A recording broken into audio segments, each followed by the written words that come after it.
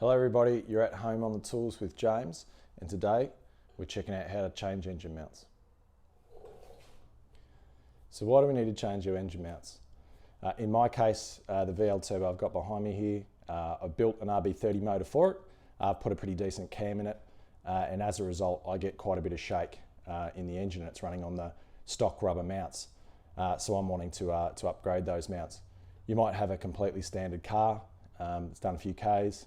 You might be getting a bit of vibration, taken it to the mechanic, and they've told you that you need new engine mounts. It can be quite costly to get a mechanic to do it, but it's absolutely something you can do yourself, and we'll run through what that looks like.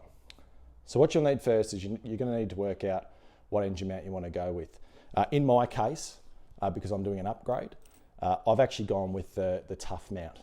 And as I said with a Tuff mount, the reason I'm going that way is I'm a higher horsepower application. This car's got quite a bit of power, and as a result I actually need something that can hold that power down. Now the reason I like these Tuff mounts, they are made by an Australian company as well, but the right reason I like them is they've got a polyurethane mount in them, and what that does is actually hold the motor a lot more captive than it does with rubber. There's a lot less flex. You do create a bit of a rougher ride as far as rigidity goes. But what you will get in return is the motor will stay put where it's meant to be, and you'll be putting that power through the drivetrain. What I also like about the Tuff mounts, and I've had a couple sets of these now, I put them in a set in a HQ Sandman I did with a LS1 swap out, and this company here really make a mount to suit any application, whether it's a modified car or a standard car. And in this case, standard RB30 for VL, and this should be good to hold down 1,000 horsepower. Never know, this camera in the future might get there. For a stock application, you could absolutely just look your car up, get the same rubber mounts and they'll be totally fine. Rubber's always a good choice for a standard application. It stands the test of time, and it does soak up a fair bit of that road noise. If you've got a later model car, you might find that your mounts are a hydraulic filled thing. Shouldn't make a difference, it's the same sort of insulation, and I'm talking about a rear wheel drive car here, not your front wheel drive cars. So what other tools might you need? Pretty basic in this car, two 17-inch spanners will get the job done. I suggest the money that you do save from not going to the mechanic and doing it yourself, spend on some tools, get some good tools. You know, you'll get the experience of how to do these things, you get that self, reflection on how good getting a great job done yourself is. Roll the money into some new tools, and you can save yourself and you'll learn some things. You'll also need jack stands. I've got these jack stands at home. I actually don't really rate these that much, but I do have them. I don't like them because sometimes when I'm rolling around under a car, because I'm not lucky enough to have a hoist, but if you've got a mate with a hoist, go into his house. But I find you can knock these when you're rolling around in the car, so I don't like them that much. So I have been using these. It's just the basic car ramps, get you the height you need, put the car up on those, make it nice and safe. You'll need obviously the mounts themselves. I like some chocks of timber, the chocks of timber just to chock the back wheels, and I use another one for under the jack stand for when I'm jacking up the motor in the car, just so I'm not putting metal on metal. You'll obviously need a really good jack stand. Probably not going to be able to see this in here, but get a good trolley jack that can do a couple of tons. Poor man buys twice. If you buy a good one of these, they'll last you your lifetime if you look after it. This one's a 2-ton job, and it does the job really well, and I can wheel it around the garage. That's a ripper. I'm working in here and it's a bit late, so I've got my shop light, absolute radio. You need to have some tunes on while you're doing your work, makes it all the more fun. Now don't laugh at me. Gloves, I use these gloves. They're Rhino Pro hands. They're a black glove. They're really good. You can still use your phone while you've got the gloves on. But I work in an office environment, or an environment inside, and I really don't have to explain why I've got greasy hands to everyone at work. And you never know, you might be working on an AU Falcon that's done 500,000 Ks, been an ex-cop and taxi, and it's filthy under there, right? So go the gloves, it's just an easy choice. All right, let's have a look, let's swap out these mounts, let's get after it. All right, so let's take a look at the car. So what you want to do first is locate where your engine mounts are. On this car, pretty straightforward.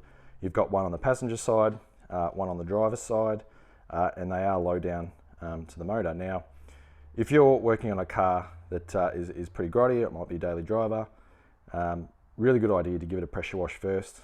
with a bit of degreaser, get the car nice and clean. There's nothing worse than working in, you know, bunch of grease and dirt that's underneath the car.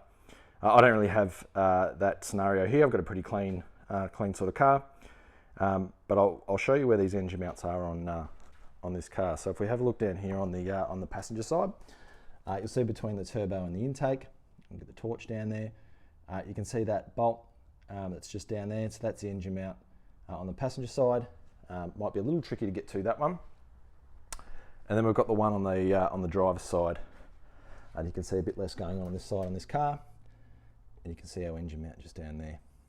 All right, you can see it with the bolt that's sitting down there. So that's the side I'll start on. Always start on the easiest side, so I sort of can work out how easy enough it's going to come out. Once you've located where they both are, you might be able to get access from up top of the car. It's always easier working in the car in the engine bay than it is rolling around underneath the car. So in this case, I can see that on the driver's side it's pretty easy to get to. So I'll do that while I'm not under the car. But on the passenger side, it's a bit more involved. So I'll actually get under the car to loosen that. So let's go and have a look at that.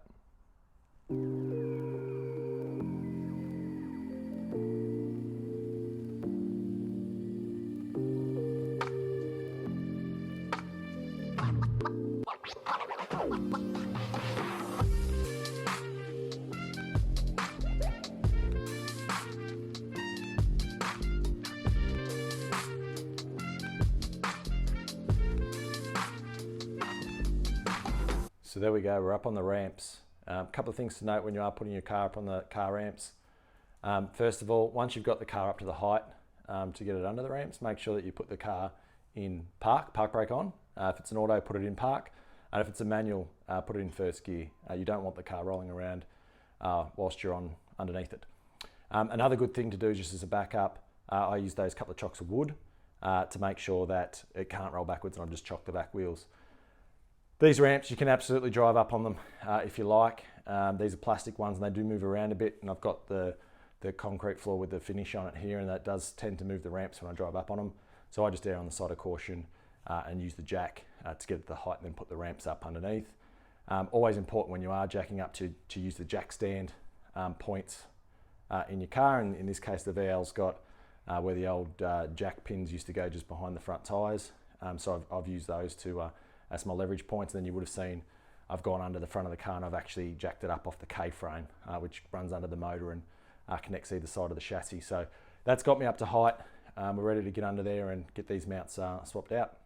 All right, so we're starting with the easier side first. You can see I've got a bolt down there going through the engine mount that hooks you into the chassis, and you can see that nut and bolt end hanging through there that is onto the motor mount. So that's the other one that's got to go. So pretty simple. This one, two bolt application. We'll get those bolts out from the top here, and then we'll roll under and we'll grab the other side. Just another important thing to note that if often in cars they'll use the main body harness negative strap to earth the battery and the chassis out to the battery. And often they'll use the engine mounts for this back to the engine. So in this case, the RB, you can see there I've taken the nut off. We've got a spring washer, and then we've got the main body earth strap. So what you want to do when you come across those on your car is you want to make sure you disconnect the battery. So don't go playing around with it without the earth strap hooked up to the battery. It's just not good practice. Make sure you come up here and take off your negative and your positive battery terminals. So we're on to the other side now. We're going to take this bolt here off. So that's the other engine mounts it runs through. So a little bit tricky this one, but you've got to have one spanner on this side. In this case, we're working with 17mm, and you've got to put one up the back side so that it doesn't spin when you turn this side. We buzz this one off, and then we'll get the last bolt that's hooking it into the actual engine itself, and then we should be right to proceed to remove the old mounts. So we've got the bolts out, and we're jacking up the motor now. So what we've got going on here is I've got a piece of timber between the jack and just a bit of microfiber cloth. Now I am lifting it from the sump, which, I mean, it isn't always ideal. You might have a car with an aluminium sump that's cast, you'd be totally fine.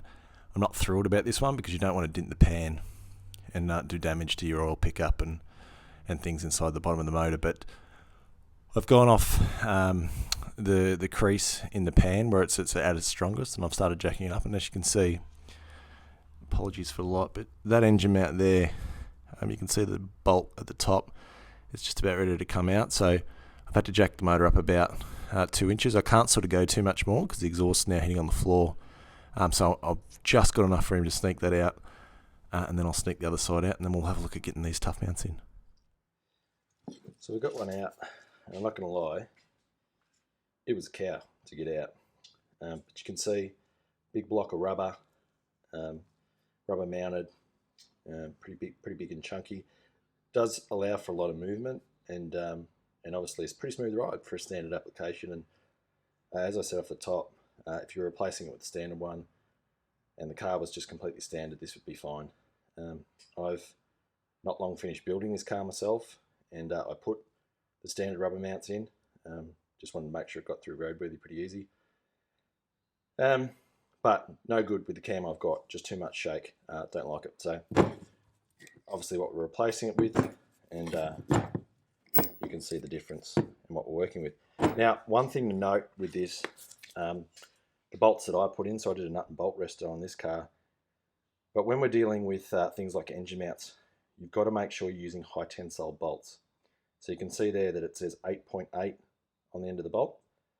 That signifies that it is high tensile. It's got a high strength bolt, and you need that for applications like engine mounts because they're just under a lot of pressure, and you don't want your engine breaking free. That would not be good. You can see the Tuff mounts, they've come with the same.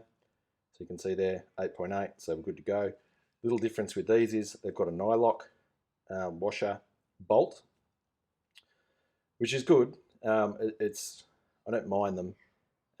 It does make it easy when you get it, you get it up to where it needs to go, but then you can't hand tighten it all the way down the bottom. So it is a pain because you've got to arduously in tight spots work the bolt all the way down the thread. When I had these ones mounted, you want to make sure that you've got a spring washer in between those. So that's just a regular flat washer, but there's a spring washer that's probably on the floor of the shed somewhere down here that keeps tension against the back of the nut head and stops it from coming off. So that's how I did it in the original ones. But let's go rip the other one out, and then let's get these Tuff mounts in. So there we go, we've got both in. There's your passenger side, there's your driver's side, all locked in.